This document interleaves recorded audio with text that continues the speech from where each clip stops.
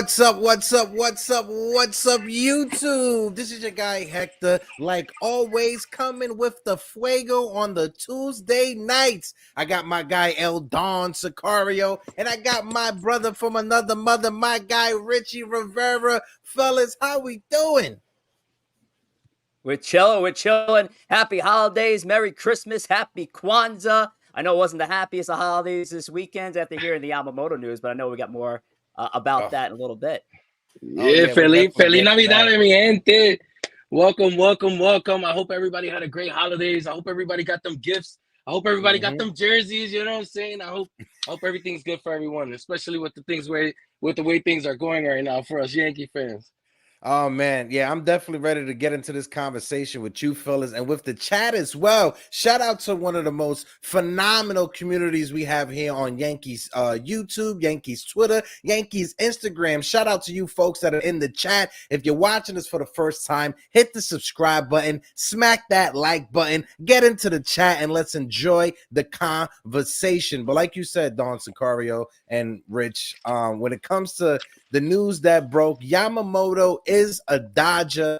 The Dodgers suck. Shohei Otani suck. Yamamoto suck. They all suck out there on the West Coast. But no, honestly, hats off to Yamamoto. Hats off to the Dodgers, that organization. If you're a fan of the Dodgers right now, you got to be super excited going into the season that's coming up. Shout out to the folks that are in the chat. My guy Ryan Beck, salute, 3 capital S's. My guy Sean Brownie's in the building. Jigga Man Portal's in the building. Jacob Petruzzi, how you doing? My guy TC Stills, my host on the Yankees Morning Brew every Thursday morning. Make sure you guys check it out. And if you guys didn't check it out, or if you guys didn't notice, I know my guy Don Sicario laughing over there, but shout out to my guy Dexter Henry. He had me on over on New York Post SNY. Great conversation over there with my guy Anthony from Subway to Shea podcast, a Mets fan. We was having a conversations about Yamamoto, but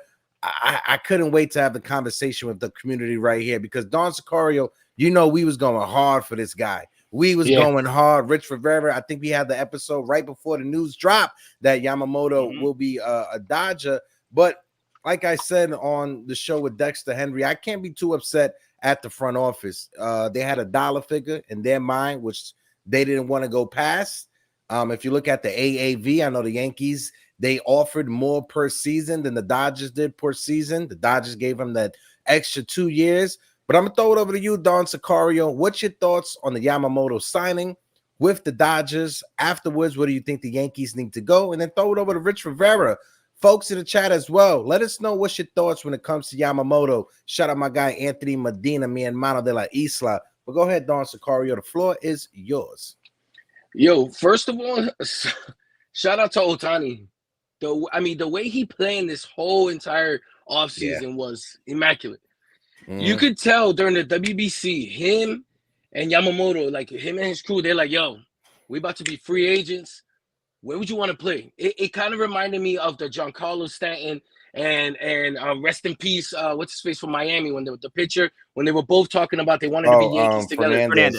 Fernandez. Sorry about that. Rest in peace. It's kind of like one of those situations. You could tell during the WBC they were plotting this because the way he set out the contract with the Dodgers, which gave them the flexibility to be able to bring in a Yamamoto.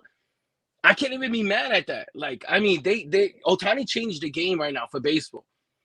Moving forward, we're probably going to see a lot of this. Maybe not, depending on what the union and how all of that works out. Maybe they put an end to it. But, I mean, good for Dodgers fans. I don't know if they deserve it. I've said this before, but, I mean, good for them. That BS wall over there in Dodger Stadium, I mean, they don't deserve that type of talent there. I'm just joking. But, I mean, good for them. Good for them. I'm not as worried. Man. And, Hector, you know I've said this before, like, yeah, I was all for getting Yamamoto, but I'm not worried about that. I'm actually a little bit relieved, and now we can kind of focus on throwing Juan Soto a monster contract. So and that's a focus, and that's what should be the focus when it comes to the Yankees and their front office. One, making sure that Juan Soto is a priority next offseason. That's definitely got to be your number one priority. But Rich, I'll throw it over to you. What's your thoughts when it comes to Yamamoto, and what do you think the Yankees should pivot to? See, on our last episode of Yanks Morning Brew, I hate being that Yankee fan that was on the air to level set expectations and think about a world if Yamamoto doesn't sign with the Yankees. And that's why I tried to go Yeah. with a lot of pivot moves, the plan B moves, because at the end of the day, the Yankees aren't perfect in this Japanese market. And yes, they won the sweepstakes on Tanaka, but they didn't win the sweepstakes on Daisuke Matsuzaka. They didn't win the Mhm. sweepstakes on Yu Darvish. They didn't win the Mhm. sweepstakes on Shohei Otani. Although those cards were just never in play because Shohei just doesn't want to be on the East Coast. Mhm. Good on Otani. Don, you mentioned it perfectly. Good on Otani and the Dodgers for playing baseball well and doing it the right way. Listen, not every team is going to pull off what the Dodgers and Otani did. Not every player can pull off what Otani did because not every player is going to make the endorsements that Shohei Otani is going to make at the end of the day. $2 million a year just keeps the lights on in the bathroom for him. Like for Shohei Otani, he's going to be fine over these next 10 years. And yes, for him, it's all about building those early 2010s Miami Heat Dodgers. And that's what he's done. That's what this organization has done. They're going to be a scary watch come 2024. But I'm banking on a National League Division Series knockout once again. So let's hope for it. Yeah. And like you said, Rich, with all the expectations now heavily on the Dodgers' shoulders, you know that there's a big target out on the LA Dodgers. If the Dodgers aren't successful that first month out the gate, forget the postseason. If they don't have an over 500 record that first month of the season, boy, you will hear the hecklers and you will hear the naysayers like myself going hard for the LA Dodgers. And folks in the chat, we got over 60 people in the building. If you guys can't smack that like button for your boys. And yes, it's very easy for us Yankee fans to be a sore loser right now. We could pivot and we could say that Yamamoto was unproven and we don't know what it's going to be like with the Dodgers and those stars. Will they mesh together? Listen, regardless of all the hate, you gotta tip your cap off to the LA Dodgers. For years they were working on getting their payroll very low under the tax threshold for this moment. They went out there, they signed Shohei Otani to that historic contract. They added his countryman, Yoshinobu Yamamoto, as well. And, Jack Curry's tweet went out there and broke all of us Yankee fans' heart that night last Thursday, hearing Yamamoto was signed with the Dodgers for more than $300 million. And then Pat McAfee right there on his Twitter, this is from Buster Olney, the Dodgers being able to get Otani and Yamamoto probably exceeded their own expectations. They were also able to add Tyler Glasnow to their stacked roster, and there's reports that they're trying to trade for Shane Bieber and Emmanuel Clase. That's one of the options that I hope for this episode we would have been able to talk about. But the rumors have come out over the past couple of hours that the Dodgers are shifting focus on to Shane Bieber and Emmanuel Clase from the Cleveland Guardians at the moment. So we just got to ask ourselves, where do we shift when it comes to a plan B? We weren't able to get the top guy in Yamamoto. Now the front office has to move high and as fast as it can to pivot to that plan B. And it's very easy to say it, but the Yankees, they're in between a rock and a hard place right now. I throw it over to you, Don Sicario. Where do you see the Yankees going? Before we talk about Estevan Florial and that trade and that pitcher we got back from Cleveland, it wasn't the pitcher that I wanted from Cleveland. But Don, where do you want the Yankees to pivot? And then throw it over to Rich Rivera. And folks in the chat, let us know, where do you want the Yankees to pivot? Shout out to my guy, Austin Cruz, that's in the chat. Otani's contract is genuine on his part. He gets paid once his career is done, and his contract is very team-friendly, 100%, Austin. Go ahead, Don. It's a tough situation right now for the Yankees. Like we spoke about before, it didn't seem like they had a plan B. And it kind of got us excited, right? Like, oh, they don't have a plan B. They're gonna go all out. They didn't really go. I mean, they went all out. They greenlight the $300 million contract for a Japanese player. So I'm not mad at the brass, but right now at this moment is who can they pivot to? A Cease, Corbin Burns. I mean, everything's gonna be expensive, especially right now with teams knowing that the Yankees are they're cornered, right? Oh yeah. They're cornered right now. So and I believe this. I know a lot of other fan bases don't buy it, but there's a Yankees tax, especially right now at this moment. Everything's going to be super expensive. So to think that the White Sox are just going to give away Cease and the Brewers are going to give away Corbin, like it's tough. Do we go after a Gumby? have a reunion with Gumby. I don't know if he's worth giving all that money to. I don't want to. I've said it before. I've been vocal. I don't really want a reunion with Gumby. Could it happen? Sure, but are we gonna spend that type of money for him? I don't know. I'd rather make some trades.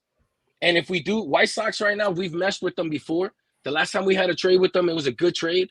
I mean, that those acquisitions helped us make a good run if it wasn't for the cheating Astros. But anyway, that's another story. But I don't know, man. It's a tough scene right now for them. It is tough, real quick. And, you know, shout out my guy Sean Browning in the chat who says, belated Merry Christmas. Listen, over the holiday weekend, happy Merry Christmas, happy Kwanzaa, happy Hanukkah, happy Festivus, whatever holiday out there that you celebrate around the sun, happy Festivus to you. Rich Rivera, what's your thoughts? Go ahead. Floor's yours. Happy Festivus, Hector. I'm glad you included a little Seinfeld in here on this Tuesday man. night. A lot of people went back to the office today, did a 9 to 5 following a Christmas. You went back to the office today, by the way. God bless you. I took the day off. I hope most of you guys did as well. Let's get back to the Yankees, though. Listen, at the end of the day, I don't even know how we want to go about this. So when we were talking about pivot moves last week on the show, I mentioned Shane Bieber just because it's the easiest move to make. He costs the least as far as trade value is concerned. And here's the thing. We talked about pitchers that the Yankees have lost between 2 deals with Alex Verdugo and Juan Soto and the Rule 5 draft. They lost 10 pitchers in their system in a span of 48 hours. So if they could get into a move where they're trading with a team that's willing to give up a pitcher without having to cost too many arms going back the other way, I'm in for that trade. I get afraid about a deal with Corbin Burns or Dylan Cease because that might cost pitching. Shane Bieber, listen, the Guardians are known for just taking quantity over quality. They'll take a few prospects just to give him a shot and see what it's all about. Shane Bieber's trade value on baseballtradevalues.com, which is used for these kind of evaluations, is a 5.6. It is extremely low.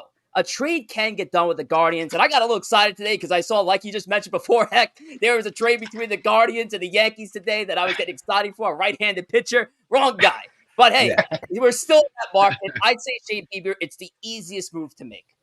Yeah, no, I'm right there with you. I either Shane Bieber, and even when it comes to Corbin Burns, because one, Corbin Burns, he's pitching on his last year of his contract, right? So he's going to be a free agent this upcoming free agency after the season. So you would think to yourself that, well, the asking price can't be that high, especially he came out and said he's not trying to sign any contract extension with whatever team he gets traded to. He wants to test free agency. So this is not like a situation the Dodgers had where they traded with Tampa and they were able to sign Tyler Glasnow to a contract extension. And even with that trade with Tampa, they really didn't give up that crazy of a package in order to get him. So when you talk about Corbin Burns, if the Yankees sit down with the Milwaukee Brewers, like Don Sicario, you did bring up, I do believe that there is a Yankee tax out there if you go to trade with the New York Yankees, but a package of Everson Pereira, Oswald Peraza,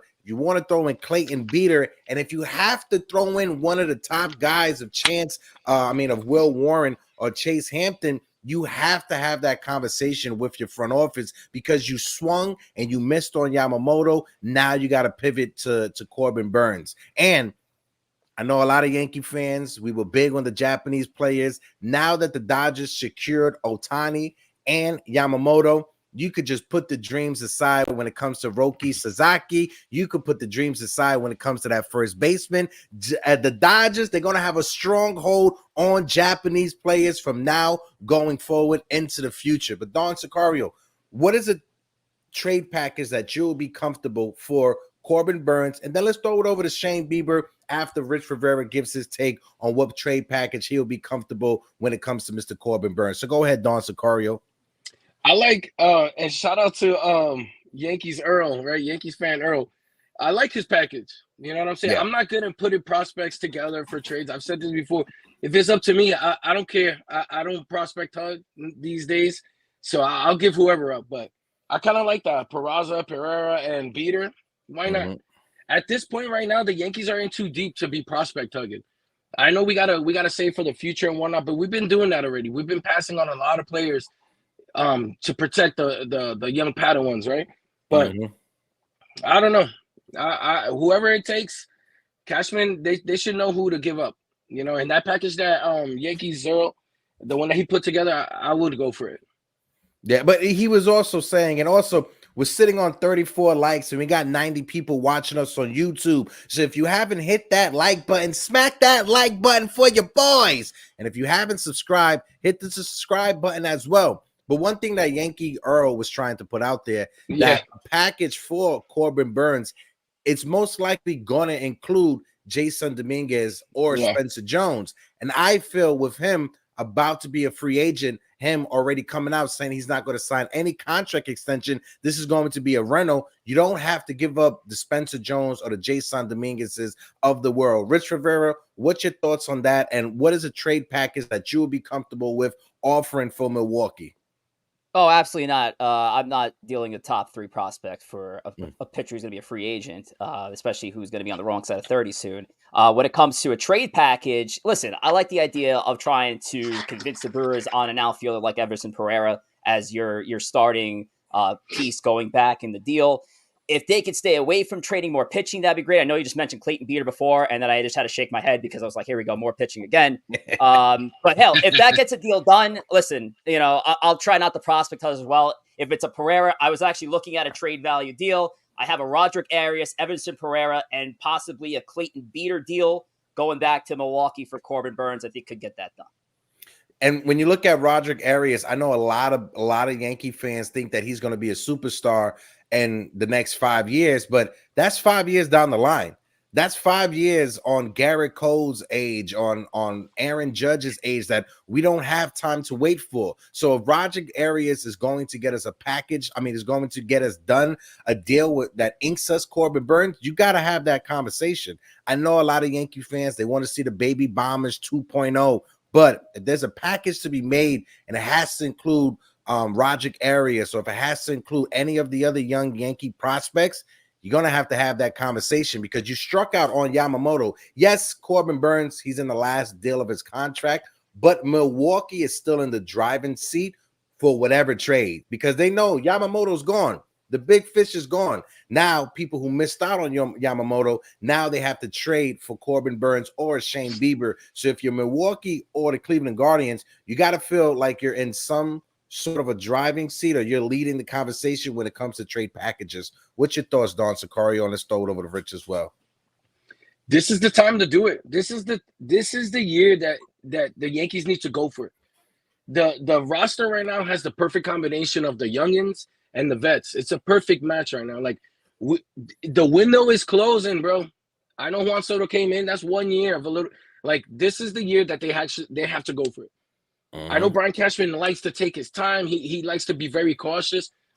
With the year that we had last year, with the way that the all the trade acquisitions, all the free agent signings, how it's been happening in the previous years, all the stars that we've been passing on, what are we waiting for?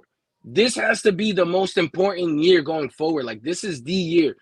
It's a perfect right now. Like everybody's ready. Cole, Cy Young, Judge just had the MVP. Like everybody's in their prime. Let's say, quote unquote.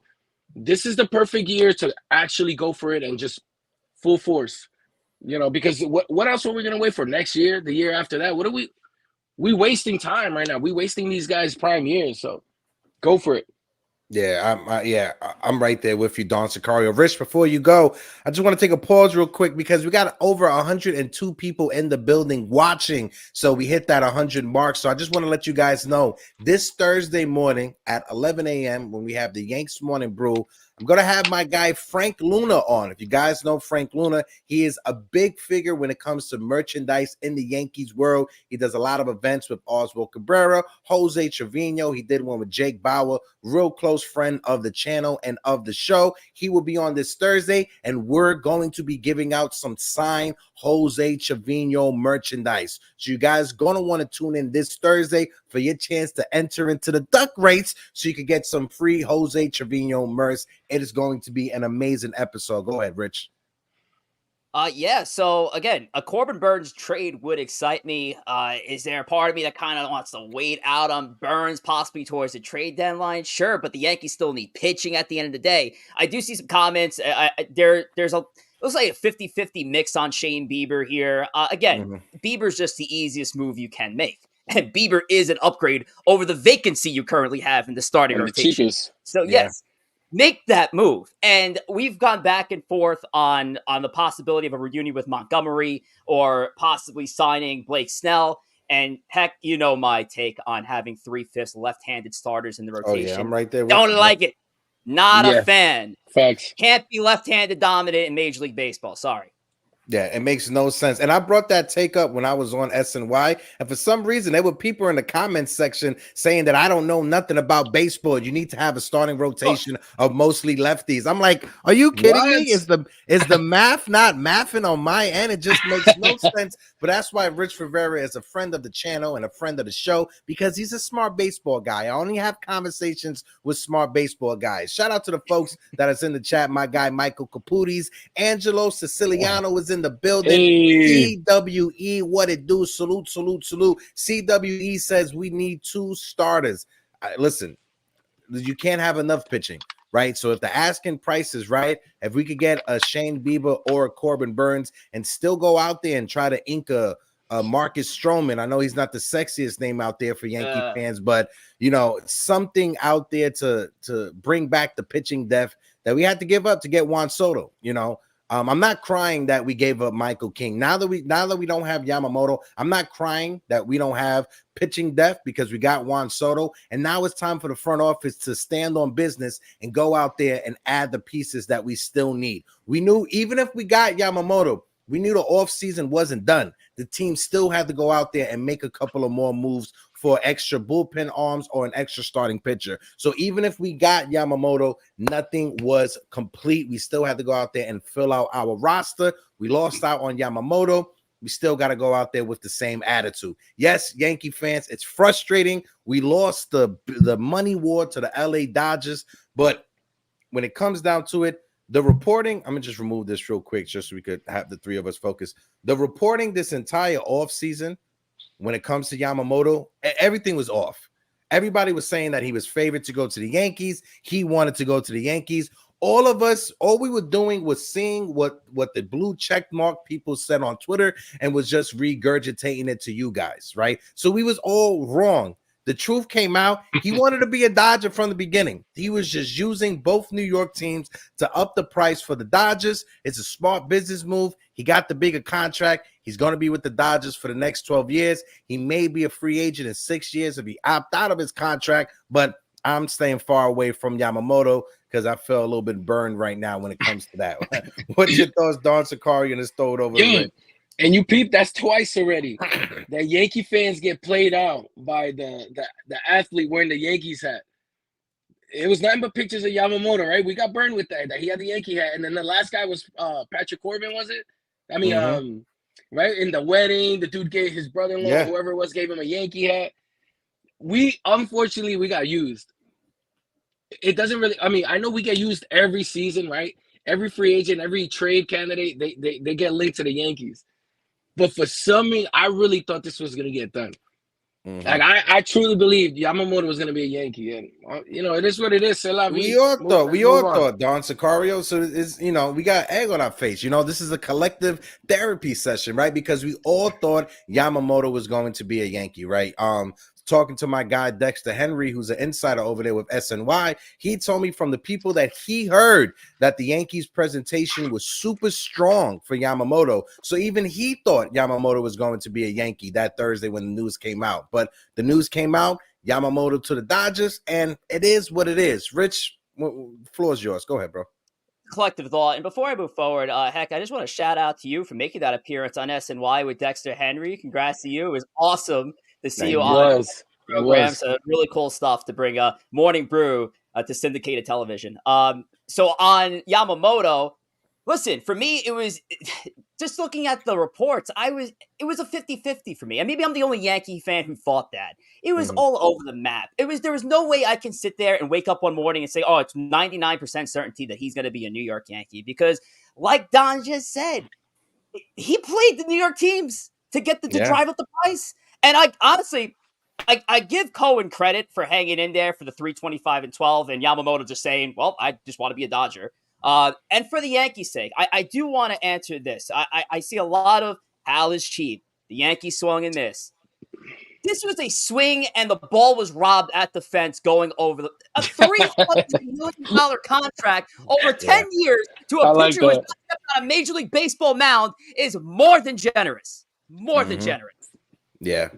Yeah, and even yes, we didn't go the 12 years, but even when it came to the AAV, Hal still offered 30 million a season, 5 million more or 3 million more than what he's getting with the Dodgers per season. Yes, he didn't go out there and offer the 12 years at 360, but he went out there and he offered 10 years at $300 million. Hal Steinbrenner knew he had to win this fan base over. He got the first thing done by trading for Juan Soto. He wasn't able to get Yamamoto, but I'm not like one of those Yankee fans that they're upset that Hal didn't overpay for Yamamoto.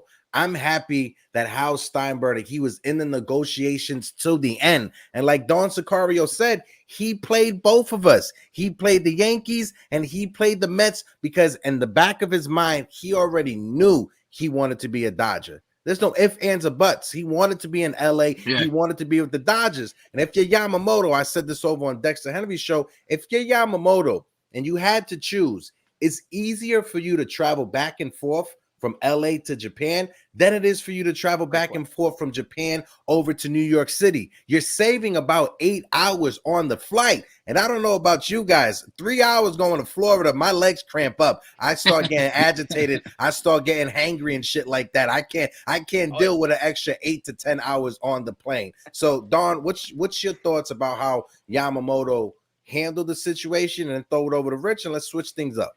I think he handled it great. I think he did the smart thing. I mean, he from what we've been hearing is he's tired of being on that B team, right? In Japan. What other team right now, if you think about it, if you come into the States, the Dodgers is a perfect landing spot. Where he settled in, easier flight to Japan. The team is always in it. I mean, they're offering money and you get to play with Otani. Yo, what people are not realizing is this. After Team Japan won the WBC, there must have been a moment where Otani and Yamamoto were sitting there drunk, right? Like, yo, plotting, thinking about what are we gonna do? You know what I'm saying? Having that drunk talk. And Sake bombs all night. I was saying the same thing in my head, Rich. Yo, and Otani's looking at him like, look at me, bro. Look at me. You want to play with me on the same team? Same thing. Let's run it back. He's like, hell yeah. Let's follow me. Listen to what I'm gonna tell you. Follow me through this, and we're gonna come out good. Yamamoto's like, all right. Boom, that's what happened. Like, I listen, good for them. I think that was beautiful because if they would have done that and it would have been with the Yankees, Yankee fans right now will be rejoicing. Like, yo, that was the smartest move. Yeah, we'll be trash talking every other team in baseball, right? But because it was the Dodgers, Yankee fans, they want the union to get involved. No, listen, the Dodgers, they saw what the rules were. They played by the rules, and you got to tip your hat off to Otani. Yeah. He said, you know what? I can take the $2 million per season because what I get when it comes to endorsements. And my guy, Arson Boone, with the $1.99 super chat. Sorry, guys, my cupcake didn't impress Moto at all. No, listen, Arson Boone, keep the cupcakes coming for 2024, my guy.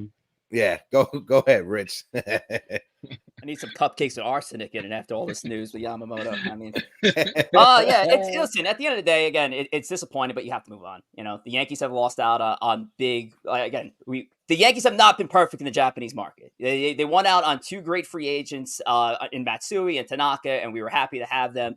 There are big names that they have not won out on before, and they had to pivot. And I see some comments in the chat. Oh man, I'd love to see the Yankees have a super team like the Dodgers. Again, the Dodgers have won one World Series in the last 10 years of super teams. So this still doesn't guarantee the Dodgers anything. Doesn't guarantee the Dodgers anything. Yes, they're going to be in a great position come 2024. You know, I still question the rotation a little bit, but this is going to be a team that's going to be a dominant force, but we'll see what happens. Hey, the Padres put up a super team last year, and everybody had them pegged for a World Series. Didn't even make the playoffs. Let's see what the baseball season has in store for us. Yeah, facts, Rich. Guys, we got over 120 people on YouTube watching us. If you guys can't smack that like button, we're sitting on 46 likes so far on the stream. Let's run it up. Let's get to 100 on the stream. Let me pull up some of these chats right now just so we could talk about it. My guy John LeGray said Howe is willing to spend. They are going to get a pitcher that is bigger than Bieber. Maybe it's Bieber plus. Listen, John, keep that same energy. That's the energy that I want Howe and Brian Cashman to have when they wake up tomorrow morning, or if they're up tonight looking at trade possibilities. Stephen B, who says, oh, they're talking to Uncle Tats. Shout out to Uncle Tats that's in the building as well. My guy Rakaya Channel said, fan of the Yankees, Rosette Bags rankings by runs, lineup 25th rotation, 25th rotation, 18 bullpen. First say again and again and again, Yankees need a number 2 starter and a number 2, and another bat. I'm not mad about that. Rich, what's your thoughts about another bat? Are you okay with the lineup or the potential lineup that we have right now? I'm content with the Yankees lineup. Listen, they made the foundational move that they need to make. They need to make the minimum move to make the fans hyped for opening day 2024, and that was acquire Juan Soto. They piggybacked that. Well, I didn't piggyback that because the first move was the Verdugo move was first, but the Alex Verdugo move was a complete shock. The Yankees needed left-handed bats that don't swing and miss, that can hit for power, that can get on base, and that's what they got. And those are 2 big pluses for the Yankees lineup. I get more curious about how their defense is going to line up when the time comes, but I think they did a job. And even Trent Grisham, under the radar pickup in the Soto deal, the lineup to me is fine. I would run with this current lineup next, and Jason Dominguez coming back off of injury mid-season is another plus for this team. So I'm cool with the current offense. Yeah, and when it comes to Shane Bieber, he's making about $12 million right now. He's going to be another guy who's going to be an unrestricted free agent after the season, a former Cy Young winner, just like Corbin Burns is. If you want to see who's going to be more valuable, it has to be Shane Bieber being the cheaper option for the Yankees when it comes to what prospects they have to give up to the Guardians. Don Sicario, what's your thoughts? And I like that Matt Blake connection, no? Like, I feel like, I like what Rich said, and it's true. Like that, it's not that he's the best option, but he is the cheapest option. If it makes sense. And Matt Blake seems like with that connection that they have, I'm sure he's probably either telling the brass like, no, don't do it, or like, go for it. He's got, you know how the Yankees are. They love them numbers. They might see something they like, and they might not see something they like, especially with Matt Blake there. So if they trade for him, I'm on for it. You know me, a few years back, I was like, yo, let's get Bieber and J-Ram on this team. Let's do a blockbuster trade. But I don't know. At this point. When you look at Shane Bieber's stats over the past since 2018, I want to say, right, since his rookie year, 2018 he has 114 inning pitch.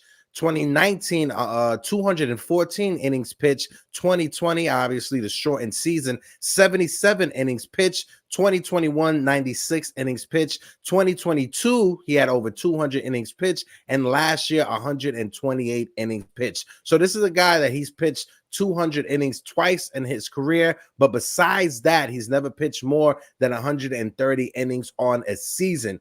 When you look at Corbin Burns stats, they pop out a little bit more because he is an innings eater as well. Let me just look him up real quick so I can have him on the screen. But that 2022 season for Shane Bieber wasn't bad.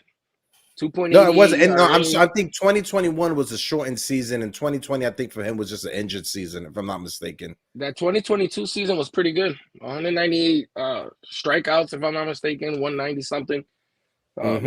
31 games or 32 30 games, something like that. Like, what I like is the 162 game average. If I'm looking here on Baseball Reference, right, 212 innings pitched, and you have to factor in the 2020 shortened season. This is a guy who will stay on the mound, and for what the Yankees, and I see the options of Frankie Montas. I don't want to go back into getting a pitcher with an injury history. The Yankees need pitchers that can round out a rotation, that can stay on the field, because they currently have 2 left-handed pitchers who had an injury-plagued 2023 season. So I mentioned names like Michael Lorenzen, who is another cheap option, but I just need a guy who's going to stay on the field. That's, I think, the most important thing for this Yankees rotation.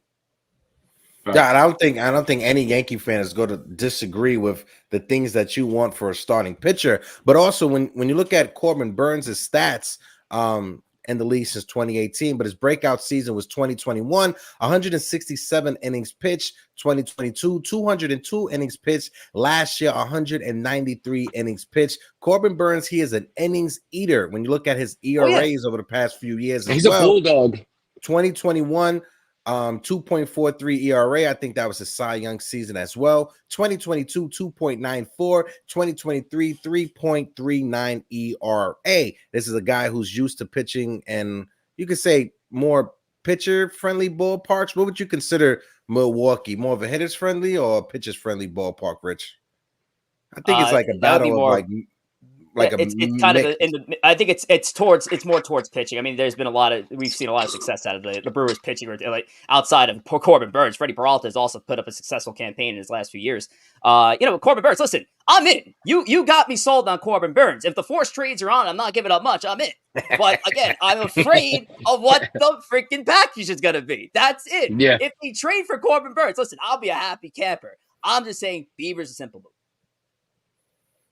My guy Uncle Tats from the Pinstripe Chronicles is in the building with the 1999 super chat. Appreciate you, Uncle Tats, helping us keep the lights on over here. He says the Dodgers are putting a huge target on their back, but as we know, having a super team doesn't guarantee anything, like Rich said. While the Yankees are focused, I think it says, aiming on making moves in areas of need. Listen, Rich just said it. If we're able to get Corbin Burns, if we're able to get Shane Bieber, any one of those starting pitchers, they will be an upgrade in what a Yankees rotation is a blank spot right now. Because we got to think about it. Who are we going to have as that extra starter because we missed out on Yamamoto? Are you guys good with Luis Hale being that fifth starter? Are you guys okay with Frankie Montas? I know Rich is not okay with Frankie Montas, a pitcher. I heard they were talking to Herman. I heard Herman had a little drunk texting night talking about that the Yankees reached out to him.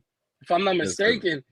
Listen, I'm about to drink a whole gallon of coquito. You bring it up. He's gonna drink it with you too, bro. He's gonna be there. We got 133 people in the building. If you guys can't smack that like button for your boys, my man Rich Rivera, he is defeated. He don't know what to make of the conversation when it comes to Domingo Herman. Oh, I think his camera froze on him. That's the perfect time for your camera to freeze on you right there when we bring up Domingo. That's a perfect screenshot right there, though. But let's talk about I'm gonna just remove Rich until his camera gets back working. Let's talk about the trade that the Yankees made earlier today. Estevan Florial will be a Cleveland Guardian, former top Yankee prospect Estevan Florial. Hold on, I love one second. I love it. Hold on. There you go, Rich. You got frozen on us. That's how bad it was. That Herman comment got me weak and my Wi-Fi weak. Bro, you were like this the whole time. No, but also shout out to the chat, one of the best chats that are out there. Samantha T, who's in the building. How you doing? But like I said, Estevan Florial, former top Yankee prospect, former top 50 prospect in Major League Baseball, has been traded to the Cleveland Guardians. I know somewhere in the world, L.I. Yankee King punched the old lady when this news came out. But Dawn, I'll throw it over to you first. What's your thoughts on Estevan Florial being traded? And let's throw it over to Richie Rivera afterwards to get his thoughts. I love the move. To be honest, I'm a flow guy. I love Florial, but out of options, ones that are going to make the team, us Yankee fans didn't expect to get anything back for him. And I know Cody Morris right now, like his last year, his numbers aren't really that good, but career-wise, 3.41 ERA, I mean 31.2 innings, 32 strikeouts. He has 5 years of control? 4 or 5 years of control. I'm all for it, bro. Like I believe with Matt Blake, he can help it. He can make big changes with these guys. So I mean, Flo wasn't going to get us anything. He was free, and nobody picked him up. And now we got a good arm. I mean, maybe a good arm. I'm not sure yet. With a lot of control, I think this was a sleeper move. And you know how the Yankees are with these quiet guys, these nobodies. Like they'll turn them. Look at Clay Holmes. I mean, never as a recent, but you never know. Yeah, go ahead, Rich. What's your thoughts on this trade when it comes to Florial? 100%. I like the trade because once the Trent Grisham addition to the Juan Soto deal was official, I just thought that the next move was going to be Estevan Florial was going to just get designated for assignment and eventually released. So the fact that you got a player Yeah. who has innings and it seems to command his strikeouts because he got about a strikeout an inning here over 2 seasons pitched with Cleveland. I said it's a good move. This is a relief pitcher with 2 options. As I mentioned before, the Yankees lost a lot of pitching capital in a 48-hour span. So you get a pitcher you can add to your 40-man roster. 2 options remaining. Kid's 27 years old. That's Cody Morris. And yes, again, the Yankees have done a pretty good job with unlocking potential out of relief pitchers. Don, you mentioned Clay Holmes. I would like to mention Wandy Peralta. I'd also like to mention Ian Hamilton. The Yankees are known to do this, and this is why I trust them when it comes to adding relief arms. And you do not have to offer Josh Hader $1 billion because you could probably get half of Hader's production in just a minor league invite. Facts. It's a good move. Facts. No, I'm right there with you, Rich. And when you look at it, right, Don Sicario, you brought it up. I don't think there was any Yankee fan that thought that Estevan Florial had some type of value to him, right? So we was able to trade a guy who was most likely going to get waived and who was a free agent, and no one picked him up when he was available this past off season last year. So you traded him for a guy that has 5 years of control as a reliever. Like Rich said, the Yankees are great when it comes to taking relievers who are at the bottom bin of like the MLB free agency, and they're able to turn them into something that is serviceable. You brought up Ian Hamilton, Jimmy Cordero before he decided to go on whatever with Jimmy Cordero, but also, Kenyon Middleton was a guy that he came over from the Chicago White Sox. He had an ERA over 4 pitching for the White Sox. He came over to the Yankees. His ERA was at 250, if not below 250. So the Yankees and Matt Blake, I have faith that they know how to find the diamonds in the rough or just know how to tweak some guys when it comes to coming out of the bullpen.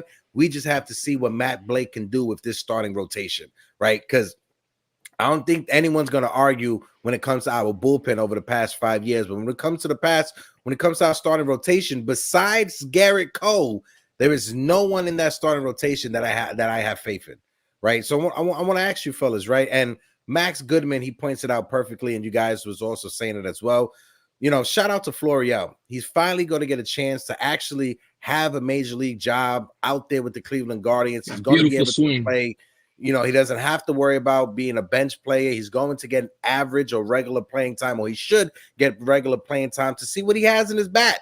Let's see if his bat could stick it in the major league level. This is also a kid that all of us Yankee fans, we wanted to see him play with the Yankees at the major league level. Never got an opportunity. Now he gets an opportunity over there in Cleveland. Like I said, Max Goodman says, moving on from Estevan Florial, it was inevitable. And it's a win for the Yankees to get something with upsides and a return. Cody Morris brings depth, roster flexibility. He has a few options as well, and some familiarity when it comes to Matt Blake, who can help unlock his potential, something that both of you guys hit on. But when it comes to Estevan Florial, as a prospect, hold on, let me fix this. I'll throw it over to you, Rich. How much of a failure was it on the Yankees, or was it on him that he wasn't able to stick it up here in the major leagues? And let's throw it over to Don Sicario to get his take. Early into his major league career, Florial got his opportunities. He did not take full advantage of it. Last year, however, in a season where he hit 28 home runs in the AAA level, Florial did have opportunities to come up, crack the 40-man roster spot, because he was at that point an outright assignment for the Yankees prior to the 2023 season. And the Yankees didn't capitalize on it with the outfield injuries they had, Judge going down the IL, Stanton with his annual IL stint. The Yankees did not want to give that chance to Florial. And I thought, hey, if this guy's killing it right now in AAA, why not try to take advantage of his hot bat right now? They never gave him that opportunity. I just don't think that it was in the cards with this Yankees team. And obviously, he's completely blocked on this roster. So is it a failure on the Yankees partially? Is it a failure on Florial? He's had his opportunities as well. I think it's a 50-50 split. Don Sicario, same question going your way. Do you think it was more of a failure on the Yankees not being able to produce an actual major league product out of this kid? Or do you think it was just him being nervous in New York City? I think it was mutual. I agree with Rich. I feel like they could have gave him more games. It wasn't consistent, and that's when I blame the Yankees. It was a bit inconsistent, but the times that he did have a chance, he didn't capitalize. I mean, maybe he needed more time, a full season starter. I mean, but at that point, it's like with the way the Yankees, they run the show with all the other players, it wasn't going to happen. And I'm just glad he's going to get an opportunity to shine somewhere else, because it seems like every time a player leaves, as of recently, they blow up and they do good on the other team. But it is what it is. Move on. Yeah. Not necessarily offensive players, though. I mean, pitchers, sure. We've seen pitchers come back and haunt, and like Joey Gallo had the one game with the Minnesota Twins, but offensive players, not really. The Yankees have actually departed from offensive players who never really came back to show what they could be. I mean, Clint Frazier and Miguel Andujar did really nothing. According to Twitter, Aaron Hicks was the next Acuna in Orioles. Forgot about Aaron Hicks, the Ken Griffey Jr. Yeah, Ken Griffey 2.0 when it comes to Aaron Hicks out there in Baltimore. But no, Rich, I'm right there with you when it comes to the Yankees. And this has to be 50-50, right? I think the Yankees take blame for it. And as well, I think Estevan Florial takes a little blame as well. I can't blame Estevan Florial for just random freak injuries. He broke his hand in spring training at the warning track trying to make a ball, concussions as well. So I can't put all of that blame on him when it comes to injuries. But when it comes to just the other stuff of staying on the big league roster, you got to give blame to him, and you got to give blame to the Yankees. But someone brought up in the chat, and you brought him up as well. I throw it over to you, Rich. What's your thoughts on Carlos Rodon? Like, what are we expecting out of Carlos Rodon this season? Don Sicario, I throw it over to you as well. Folks in the chat, what are you expecting out of the mustache poppy Carlos Rodon? Go ahead, Rich. Pipe dream is AL Comeback Player of the Year and Cy Young votes. That's the pipe dream. At the minimum, just stay on the field. Stay healthy and let the rest of your game catch up with you. He's a high strikeout guy. And also, dude, you got to react better to the pressure here. I know, listen, the media is a lot, blowing kisses to the fans at LA. I knew this was coming. Petty. Like, Rodon, just hold it together, man. Like, hold it together, stay healthy, and everything else will come through. Man, Don Sicario, I'll throw it over to you. What is your expectations when it comes to Carlos Rodon? And we got 140 people in the building. If you guys can smack that like button, we are sitting on 73 likes at the moment. And when it comes to subs, we just passed 2,200. We are at 2,203 subscribers. We are just 800 away from 3,000 subs. I wasn't going to do that extra math. I can't do long division right now, but it's 797 subs away from 3,000. Go ahead, Don Sicario. I'm right now in this state of mind that I believe everybody's gonna have a bounce back year. I don't know if it's still the high of getting Juan Soto, but I feel like this is gonna be a big year. Like everybody's gonna come in full force. Giancarlo Stanton has a chip on his shoulder. Rodon has a chip on his shoulder. Like everybody's a little angry and a little bit hyped up, in my opinion. I know you saying Rodon bouncing back as a pipe dream. I want to be in that dream. I truly like Rodon. When the news came out that the Yankees were after him, I wasn't excited about it. You could check my Twitter. I was like, if it happens, it happens. Now I'm all in. I'm like, I'm hoping he has a bounce back season because he's a bulldog. I like pitchers that have that attitude. And you're right, Rich. Like that whole blowing the kisses and all that. Like, get it together, my guy. Get it together. And just pitch. And like how he said, just stay healthy. If he stays healthy, I truly believe he's gonna have a good year. So this is the year, folks. Yankee fans, rejoice, be happy. Let's stay positive for once, because it's been terrible for us. It's been terrible for us, and I'm tired of being hurt. I'm tired of being hurt. I'm tired of being hurt. I'm tired of these players on this team getting hurt. If there's one thing that I can have for the 2024 new year, when the ball drop, I just want a medical staff that could properly diagnose an injury, properly diagnose a concussion, make sure people aren't going out there and pulling hammies like Giancarlo Stanton does at least 5 times out of the baseball season. If I could have one thing for this holiday season, I want the New York Yankees to have health for the 2024 season, because like you said, we're expecting Carlos Rodon to have a bounce back season. If we don't get either of the pitchers we were talking about, Shane Bieber or Corbin Burns, it's going to be a lot more pressure on Carlos Rodon. For me, I'm gonna need Carlos Rodon at the bare minimum to make 22 to 24 starts. Bare minimum. That's what I'm gonna need out of Carlos Rodon. Be that bulldog behind Garrett Cole. Be that number 2 ace behind Cole. And let's have a solid season for this year. Because if we have a starting rotation of Garrett Cole, Carlos Rodon, Nestor Cortez, Clark Smith, and whatever random player we pick up off the scrap heap to be that 5th starter or that extra starter for us, I do have faith that this lineup we have is going to be different than last year, right? The 2 months that Aaron Judge went out, if we were to supplement Juan Soto into the lineup for those 2 months, I believe we finished at 82 games. I believe we could get an extra 10 games if we had Juan Soto in that lineup without Aaron Judge. But this season, if we have both Judge and Juan Soto, I think the Yankees will be knocking on the door when it comes to 90 wins with the roster as it is presently constructed right now. What's your thoughts on that, Don Sicario? And let's throw it over to Richie Rivera as well. And a healthy Rizzo. When Judge went down, Rizzo was balling for a bit until Tatis Mangu ass came and ruined all of that. But I mean, like, I don't know. I don't know. He hit him with the tres golpe. The tres golpe.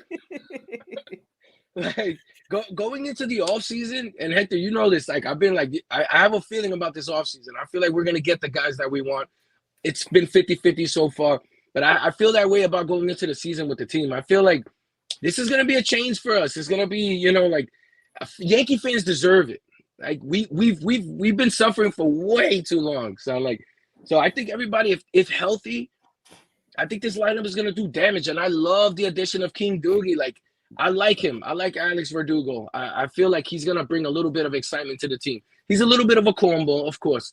But I feel like that team needs something to kind of get everybody going. So, I mean, I'm excited for this year. I feel like if everybody's healthy, especially Stanton is going to be a big factor. And what people are not talking about, too, is my low-key comeback player of the year is going to be DJ. Hopefully DJ could get it together, because when DJ's balling, bro, this whole team is balling. Okay. The last 2 months of the season, he did hit over 300 when it came to those last 2 months in August and September working with Sean Casey. So maybe Casey found something. But my guy Slim Lewis with the $5 super chat, who says Burns is available, but with cost a lot when it comes to prospects, and you only get 1 year of him. Can the Yankees extend Soto and Burns? They should. Slim Lewis, thank you for the $5 super chat. Thank you for helping us keep the lights on over here. I'll throw it over to you, Rich Rivera. What's your thoughts? I'll tell you what, my early New Year's resolution is to have half of Don Sicario's positivity, because my goodness, is it radiant on a Tuesday night? I love it. Donnie, Come on, son. We gotta get a beer together, man. Gotta... This is great. Yes. We need that positivity. I love it. Everybody has a comeback player of the year season. 26 men hit the All-Star team. I love it. I'm all with you there. Well, when it comes down to it, I think there's going to be extra motivation when you have some new faces in the clubhouse, and Soto and Verdugo, getting the clubhouse and the boys motivated. There's going to be a different atmosphere there, and an atmosphere I think players are going to be motivated to play for. If that means getting more athletic, if that means trying to figure out ways to just stay on the field, they will do that because they want to be a part of that environment. When it comes down to Giancarlo Stanton, I heard the news that he's going to try to get more lean, a little bit more athletic, try to stay healthy. I love to hear it. And I hope he comes back and plays with the biggest chip on his shoulder entering the 2024 season. It could be a dangerous move.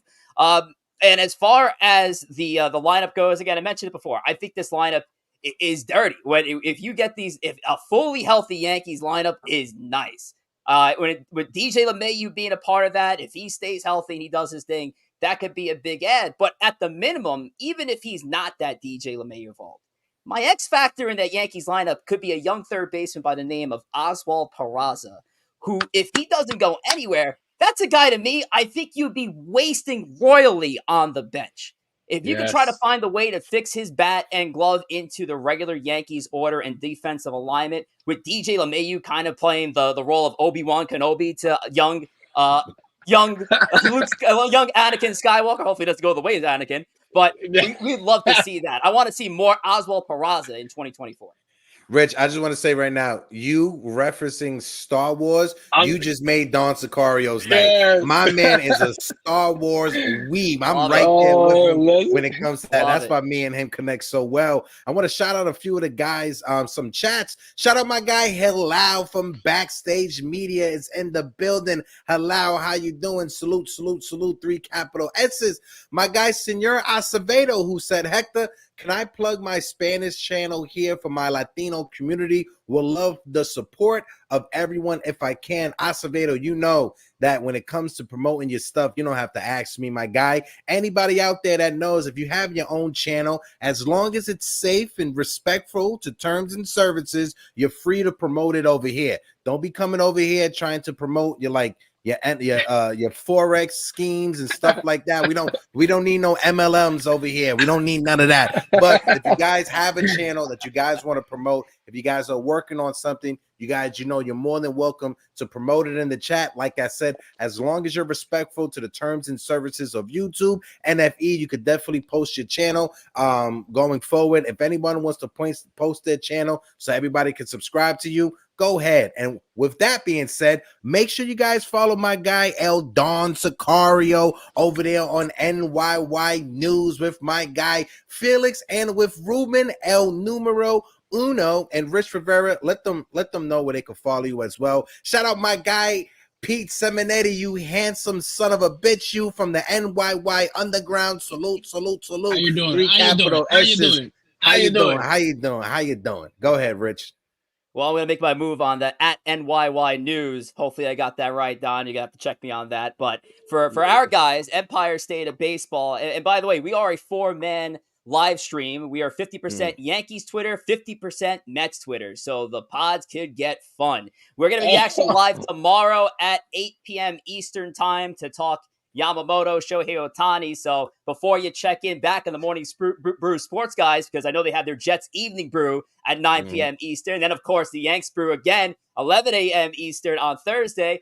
I'm not interfering with the Morning Brew Sports, so come on over to my show, Empire State of Baseball, tomorrow. That is Wednesday, December the 27th at 8 p.m. Eastern time. Shout out to Tom Curry and Joe. We talk Mets, we talk Yankees, and we get into it live on the show. Follow us at ESB Podcast on X and at Empire State of Baseball on Instagram. But check us out on YouTube for the live show. I love it, man. I love it. You Nice. guys do an amazing job over there. Shout out to my guy, Nathan Ramatandra, who actually connected me to you guys on Twitter. And my guy, Nathan, he is a rock star. So make sure you guys support both channels, Empire State of Baseball and NYY News. Go and subscribe to their channel. Fellas, if you want, you could drop the links in the chat. So if you're backstage, Mr. A1 producer, drop the link in the chat so everybody can support and follow the fellas over here. But circling back to our conversation now, let's get down to the brass tacks, right? Because I had someone, my guy, hold on, Acevedo, who brought up a nice deal.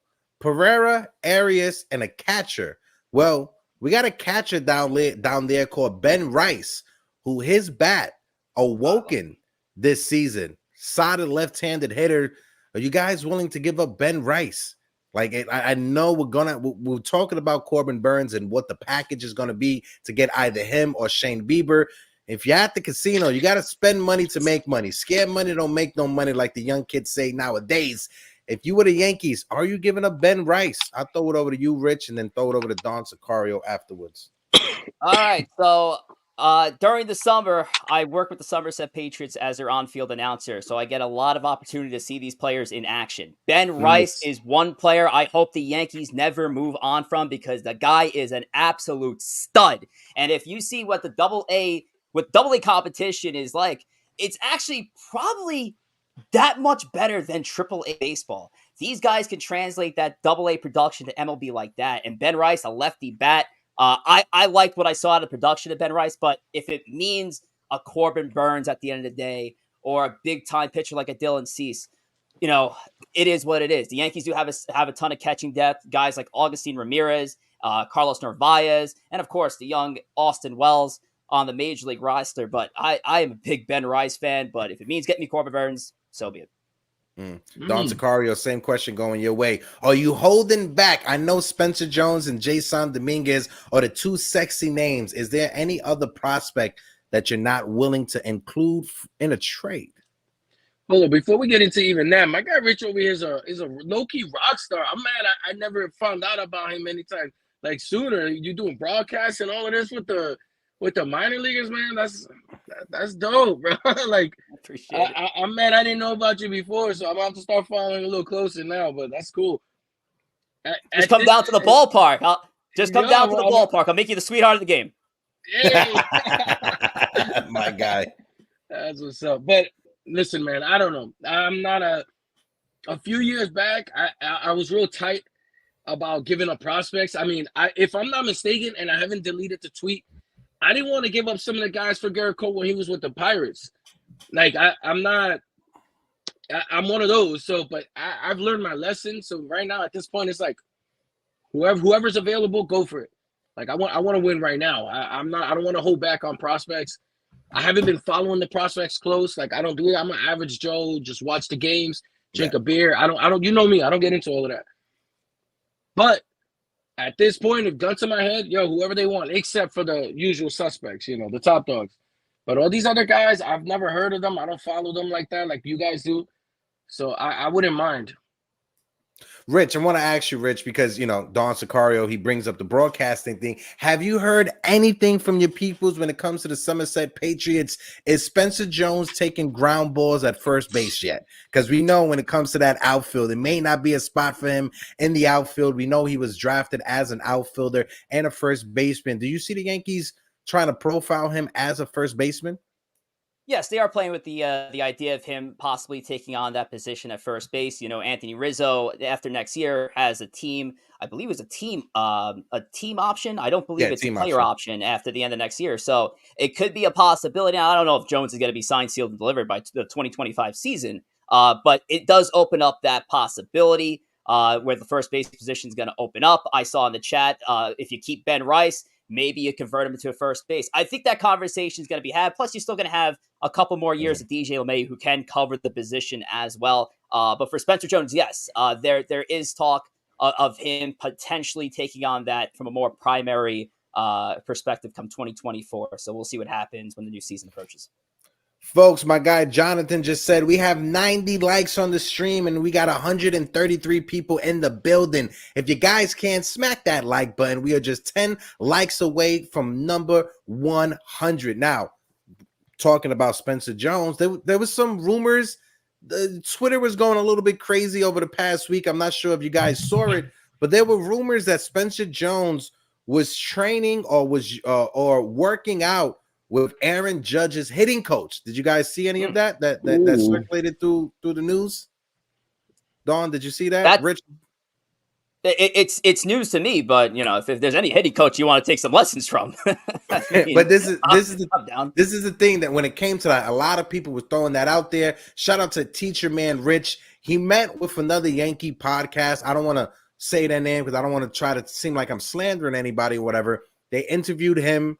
They were asking him about a Yankees prospect. Oh, yeah.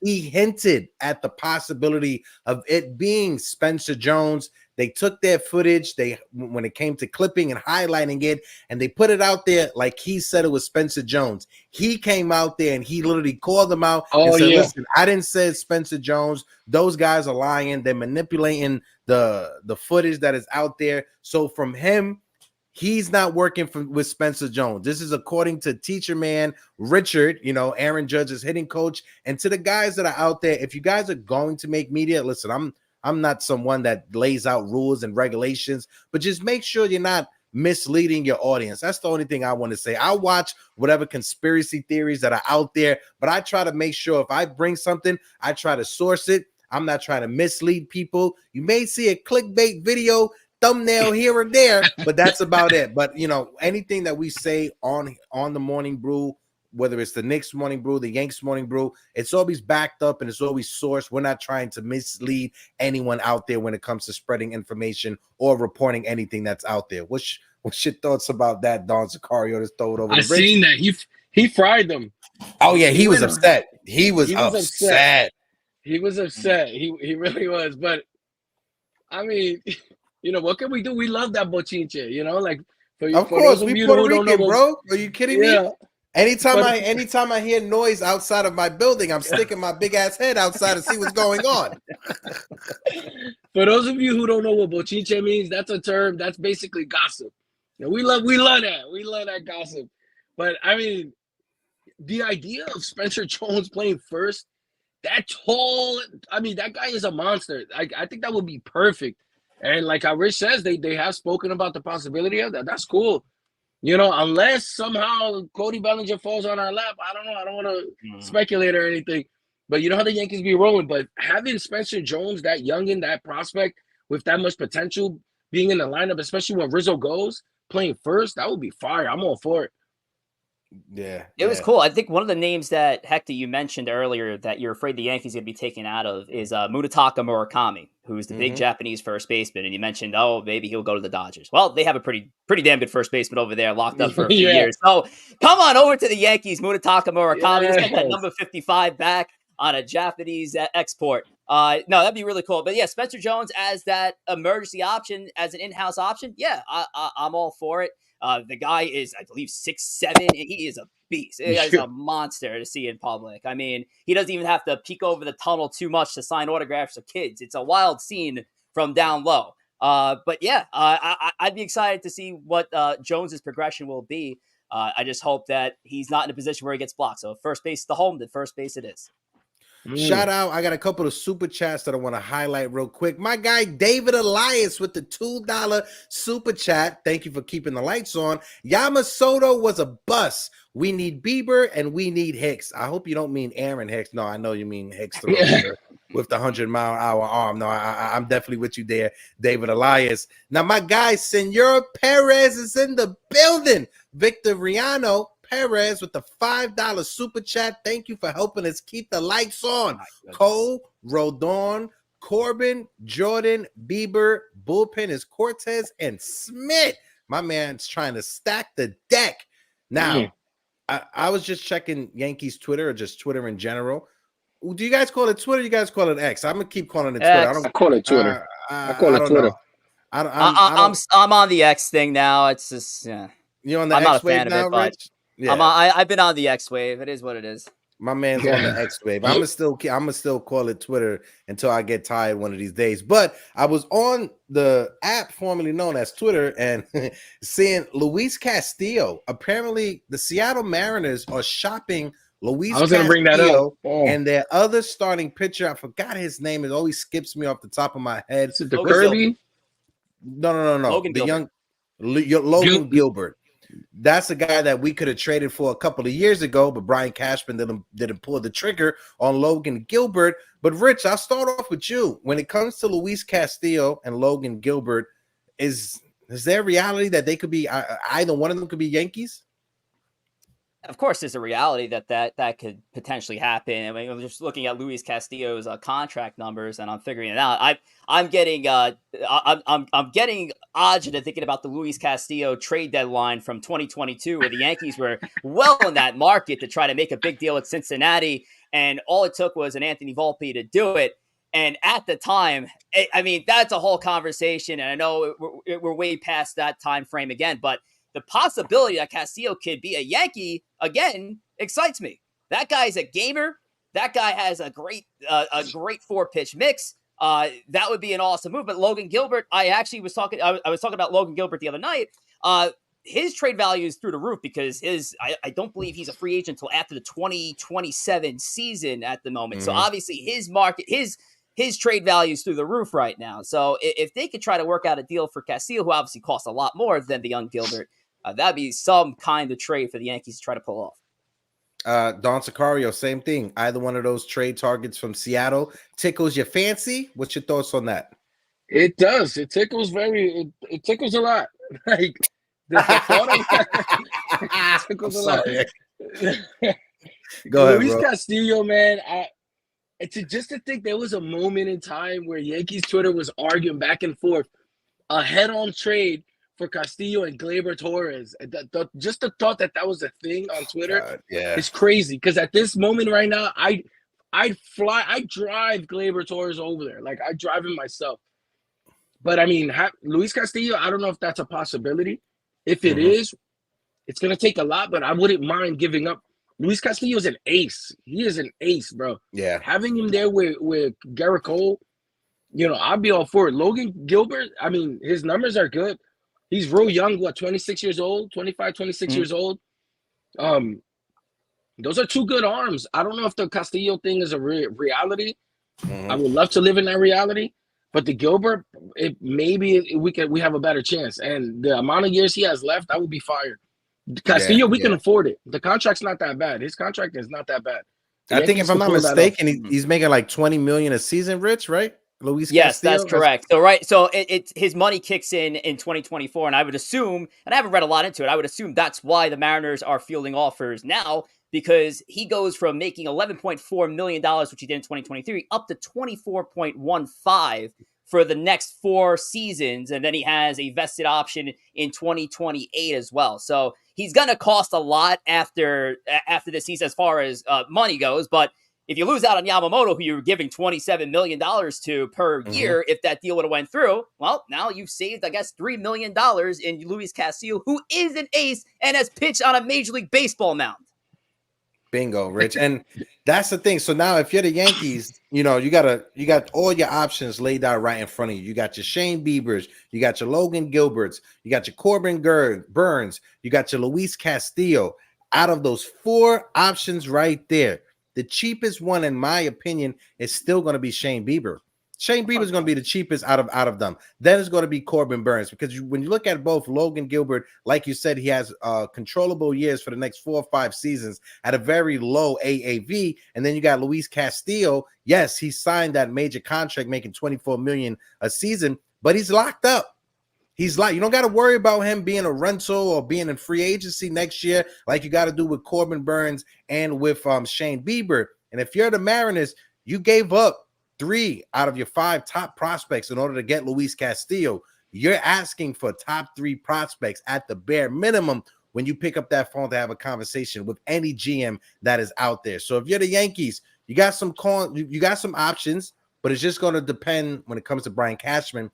What is he willing to give up to get one of those pieces in the Bronx? Rich, I'll throw it over to you. Last thoughts. Any topics off the top of your head you want to throw out there, and we'll throw it around with spitball. Same thing for Don Sicario. We got over 150 people in the building. If you guys can't smack that like button, go ahead, Rich. I'm still happy as a Yankee fan with what the moves were made by this team. The Yankees still got Juan Soto. The Yankees needed on-base percentage. They needed power. They needed people who didn't swing and miss from the left side of the batter's box, and they got it in Soto and Verdugo. Now, this offseason is not done. The Yamamoto thing is a small hiccup in what's going to be a beautiful 2023-2024 offseason season story for the Yankees. Happy New Year. Don Sicario, what's your thoughts as well? I agree with him. You know me, Hector. I've been wanting Soto so bad to be on this damn team, and he's finally a Yankee. So I'm happy all around. If from how the brass is operating right now, they said they were gonna get some lefty bats, and they got some good bats. So far, they're running it. Hal Steinbrenner gave the green light to sign this Japanese kid who hasn't touched a mound in the States in a minute. So I like the direction that they're actually being aggressive. Hal Steinbrenner, I said a while back, he's finally woken up. Them boos in Yankee Stadium finally woke his ass up. So I'm all for it. And here's a little side note about the Mariners pitchers. A blockbuster trade that we could kind of go for if we're gonna use our imaginations. A Gilbert with a Munoz. We need a starter. We need a relief pitcher. Go for it. It's gonna be expensive, but why not? If we're gonna go all out for it, go for it. But that's my take on it. I'm happy. Just like Albert said, I'm a happy camper, bro. I'm happy. We're going to have some drinks. We're going to celebrate next year. Don Sicario, I'm going to need you to take that optimism, bottle that shit up in a bottle, and I'm going to need you to send me and Rich some of that optimism right there, because you got it. You got the perfect attitude. Me and Rich, we over here like, oh my God, nightmare scenarios. What are we going to do? And you just there with the smile on your face, the Florida sun in your eyes, and you just like, nah, dog. This jersey right here just got me in all types of feelings. You feel me? I'm ready to go. we've done enough. We've done enough crying. We've been mad for a long time. Like I'm Yes. tired of being angry. I'm tired of being. I'm just stoked for the season. I just miss baseball. I want the Yankees to win, and I feel like this That could be Jacoby the year. Ellsbury jersey was a good investment. No, hey, watch your mouth. Watch your mouth, kid. I just got this. According to MLB Shop, and this was from Yankees. Wait, so Stadium, that's a brand new Juan Soto jersey. That's not an Yeah. old Jacoby Ellsbury. Okay, all right, bro. This thing is brand new. Look at this. This is brand new. It still got the no, tags because on it. I seen a few people on Twitter with their old Jacoby Ellsbury jerseys trying to play them off like they Juan Soto jerseys. But my guy, he got the official tissue. Nah, son, I don't play that. I don't do that. According to them in Yankee Stadium, they say this is Juan Soto's number, so I believe them. I believe him. Listen, fellas, I appreciate both of you guys jumping on the podcast. Rich, I know it was a last minute thing for you. I appreciate you making time and joining us. Guys, make sure you guys go and follow Empire State of Baseball. Make sure you guys go and follow Rich Rivera on Twitter and Instagram. Also, make sure you guys go and follow my guy El Don Sicario El Bori over there on NYY News with my guy El Numero Uno Ruben. Like always, peace, salutation. Make sure you're drinking your water. We got 150 people in the building. Guys, smack that like button on your way out of here. Like always, I'm your guy, Hector.